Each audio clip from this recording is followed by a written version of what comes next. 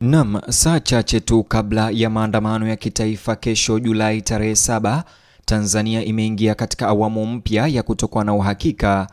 Polisi sasa wameimarisha shughuli za usalama katika miji kadhaa mikubwa, huku taarifa mpya kutoka kwa wanafunzi wa vyuo vikuu Tanzania ikiongeza mabadiliko mapya mengine yasiyotarajiwa katika matukio yanayotarajiwa kutokea Julai tarehe 7. Lakini sio hayo tu, mtazamaji, maelezo mapya pia yameibuka kuhusu maandalizi ya usalama ya serikali, huku mamlaka zikiendelea kutuma onyo kali kabla ya maandamano yaliyopangwa. Kadri maafisa wa usalama wanavyoongeza uwepo wao mitaani, swali moja kubwa sasa linabaki: ni nini hasa kilichosababisha kupelekwa hivi karibuni kwa vikosi hivi vya usalama, na mamlaka zina mpango gani kesho? Wakati huo huo, kwa nini wanafunzi wa vyuo vikuu Tanzania sasa wameamua kutangaza msimamo wao hadharani, na ni ujumbe gani wanaoutuma kwa serikali na umma kuhusu maandamano ya kesho? Kuna maendeleo mengine muhimu ambayo Watanzania wengi wanaweza kuwa wamepuuza leo, yale ambayo yanaweza kuwa muhimu kama maandamano yenyewe. Tutaelezea ni nini, polisi pia wamesema nini, na tutaelezea kwa nini maendeleo haya yanavutia umakini wa kitaifa na kimataifa. Lakini kabla hatujaingia katika maelezo hayo yote, ikiwa wewe ni mgeni kwenye YouTube channel hii, chukua sekunde yako moja, like video hii, subscribe, kisha tusonge mbele. Usalama umeimarishwa kwa kiasi kikubwa kote Tanzania muda huu, huku nchi ikijiandaa kwa maandamano yaliyopangwa ya Julai tarehe 7, huku mamlaka zikiongeza usambazaji wa polisi katika maeneo kadhaa, huku makundi tofauti yakiendelea kutoa taarifa mitandaoni kuhusu matukio yanayotarajiwa kutokea, huku hesabu zikiingia saa zake za mwisho kabla ya siku ya kesho. Umakini unabadilika kwa kasi kuelekea kile kinachoweza kuwa mojawapo ya siku zinazofuatiliwa kwa karibu zaidi nchini Tanzania katika miezi ya hivi karibuni. Ripoti zinaonyesha kuwa muonekano wa polisi umeongezeka katika maeneo kadhaa ya kimkakati, hasa jijini Dar es Salaam, ambapo maafisa wa ghasia wameripotiwa kutumwa katika maeneo mbalimbali ya jiji hilo. Hata hivyo, mamlaka zinasisitiza kwamba usambazaji huo ni sehemu ya shughuli za kawaida za usalama zilizoundwa ili kudumisha amani na kuhakikisha usalama wa umma badala ya kuwa ishara ya usumbufu wowote unaokaribia.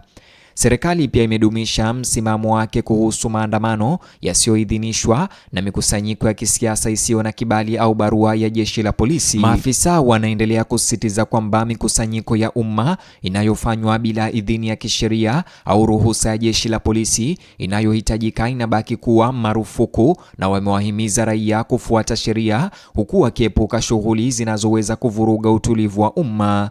Hata hatua za usalama zikiendelea, maendeleo mengine yamevutia umakini mkubwa.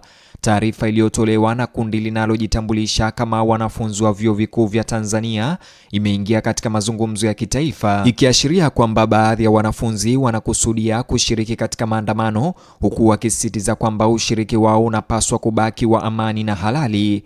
Katika taarifa ya Julai tarehe 6 mwaka 2026 leo, wanafunzi wa vyuo vikuu wamesema wanatambua haki ya kikatiba ya Watanzania kutoa maoni yao kwa amani. Walielezea kwamba uamuzi wao wa kuunga mkono maandamano hayo unatokana na masuala wanayoamini yanawaathiri moja kwa moja wanafunzi pamoja na umma kwa ujumla. Mojawapo ya wasiwasi mkubwa ulioibuliwa katika taarifa hiyo ni kifo cha James Temba, mwanafunzi kutoka taasisi ya usimamizi wa fedha inayojulikana kama IFM. Wanafunzi walielezea kifo chake kama hasara chungu ambayo iliathiri sana familia yake, wanafunzi wenzake, marafiki wake na jamii kwa ujumla. Walitaja hii mojawapo ya sababu ambayo itawapelekea kulazimika kuingia barabarani kesho. Wanasema kwamba haki katika suala hilo inabaki kuwa suala muhimu ambalo linastahili kuzingatiwa kwa umma. Zaidi ya hayo, wanafunzi pia walitaka mageuzi ya mfumo wa mikopo ya wanafunzi wa elimu ya juu ya Tanzania. Kulingana na taarifa yao, wanataka serikali ya Tanzania iboreshe mchakato wa ugawaji wa mikopo ya wanafunzi ili kuifanya iwe wazi zaidi, ya haki na inayopatikana kwa wanafunzi wanaostahili wanaofuata elimu ya juu. Taarifa hiyo iliwahimiza zaidi wanafunzi wanaotarajiwa kujiunga na vyuo vikuu baadaye mwaka huu ili kuendelea kushiriki katika masuala ya kitaifa na kisiasa, huku wakishiriki kwa amani kesho katika maandamano ya Julai 7 na kuheshimu sheria za nchi.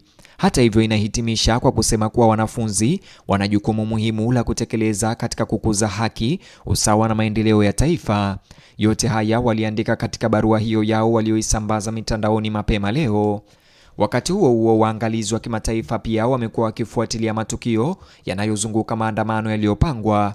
Ripoti zinaonyesha kuwa maandamano ya kesho yanatarajiwa kuzingatia masuala kadhaa, ikiwa ni pamoja na uhuru wa kisiasa, uwajibikaji wa umma na mageuzi ya katiba.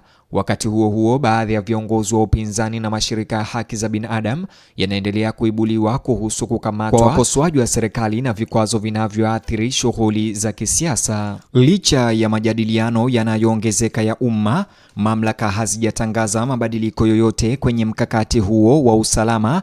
Hata hivyo, polisi wanaendelea kusisitiza kwamba uwepo wao katika maeneo tofauti unakusudiwa kuzuia machafuko na kuhakikisha kwamba amani inalindwa bila kujali matukio ambayo yanaweza kutokea.